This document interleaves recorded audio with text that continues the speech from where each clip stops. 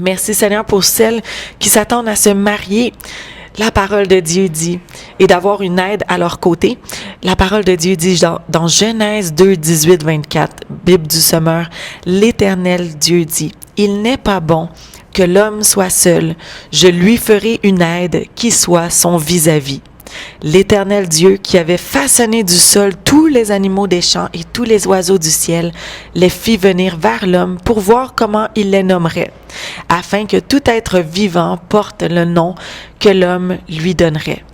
L'homme donna donc un nom à tous les animaux domestiques, à tous les oiseaux du ciel et aux animaux sauvages. Mais il ne trouva pas d'aide qui soit à son vis-à-vis.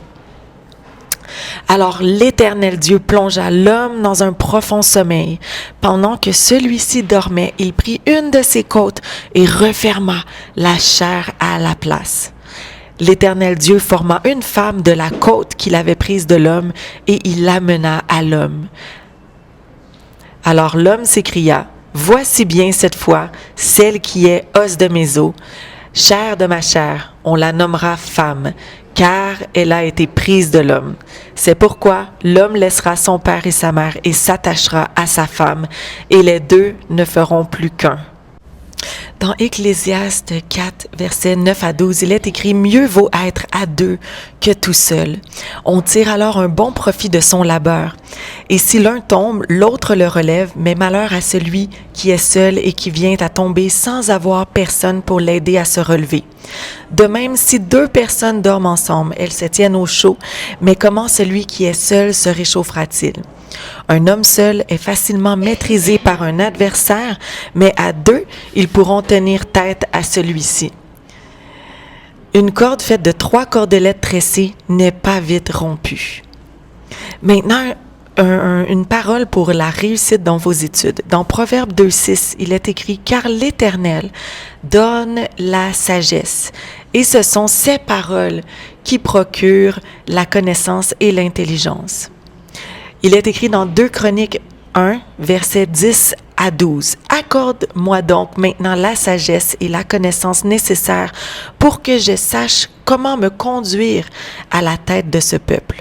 Car qui pourrait gouverner ton peuple qui est si grand? » Alors Dieu dit à Salomon, « Puisque c'est là le désir de ton cœur, et que tu ne demandes ni richesse, ni trésor, ni gloire, ni la mort de tes ennemis, que tu ne demandes même pas une longue vie, mais que tu demandes la sagesse et la connaissance nécessaires pour gouverner mon peuple sur lequel je t'ai fait régner, eh bien je t'accorde la sagesse et la connaissance.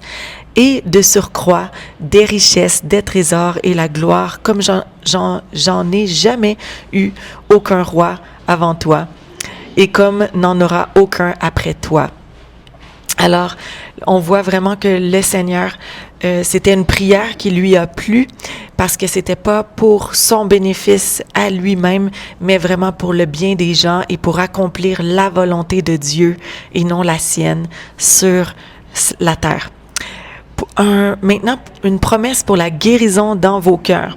Psaume 147, 3, il est écrit « Il guérit ceux qui ont le cœur brisé et il pense leurs blessures. » Dans 2 Corinthiens 1, verset 3, il est écrit « Béni soit Dieu, le Père de notre Seigneur Jésus-Christ, le Père qui est plein de bonté, le Dieu qui réconforte dans toutes les situations. » Il nous réconforte dans toutes nos détresses, afin qu'à notre tour, nous soyons capables de réconforter ceux qui passent par toutes sortes de détresses, en leur apportant le réconfort que Dieu nous a apporté.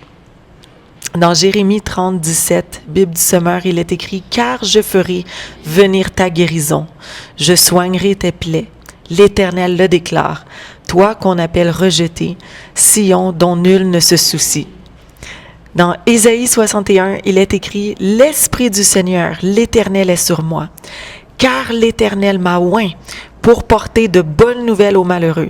Il m'a envoyé pour guérir ceux qui ont le cœur brisé, pour proclamer aux captifs la liberté et aux prisonniers la délivrance, pour publier une année de grâce de l'Éternel et un jour de vengeance de notre Dieu, pour consoler tous les affligés, pour raccorder aux affligés de Sion, pour leur donner un diadème au lieu de la cendre, une huile de joie au lieu du deuil, un vêtement de louange au lieu d'un esprit abattu, afin qu'on les appelle des térébintes de la justice, une plantation de l'Éternel pour servir à sa gloire. Au nom de Jésus.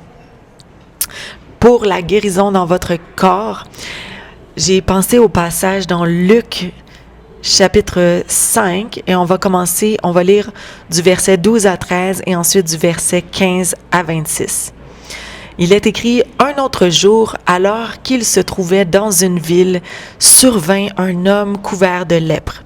En voyant Jésus, il se prosterna devant lui, face contre terre, et lui adressa cette prière. « Seigneur, si tu le veux, tu peux me rendre pur. » Donc, et on parle de guérison. Donc, tu peux me guérir.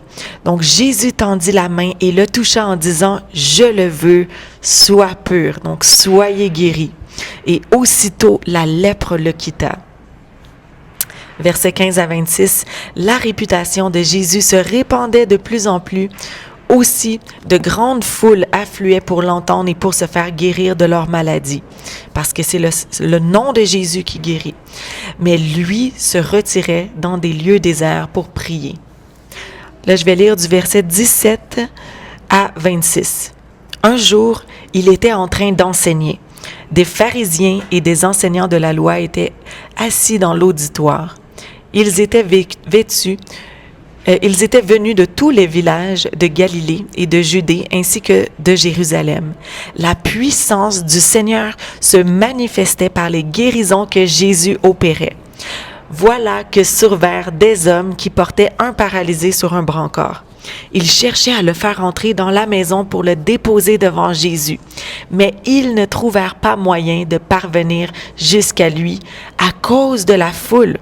Alors ils montèrent sur le toit, ménagèrent une ouverture dans les tuiles et firent descendre le paralysé sur le brancard en plein milieu de l'assistance, juste devant Jésus.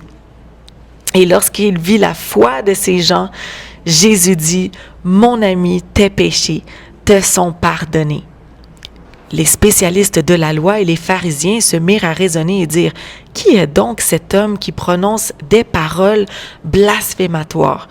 Qui peut pardonner les péchés si ce n'est Dieu seul? » Mais Jésus connaissait leur raisonnement. Il leur dit, « Pourquoi raisonnez-vous ainsi en vous-même? Qu'est-ce qui est le plus facile? Dire « Tes péchés te sont pardonnés » ou « Lève-toi et marche ». Eh bien, vous saurez que le Fils de l'homme a sur la terre le pouvoir de pardonner les péchés.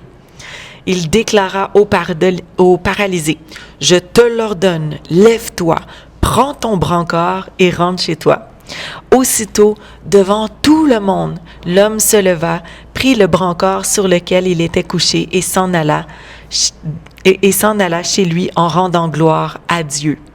Tous furent saisis de stupéfaction.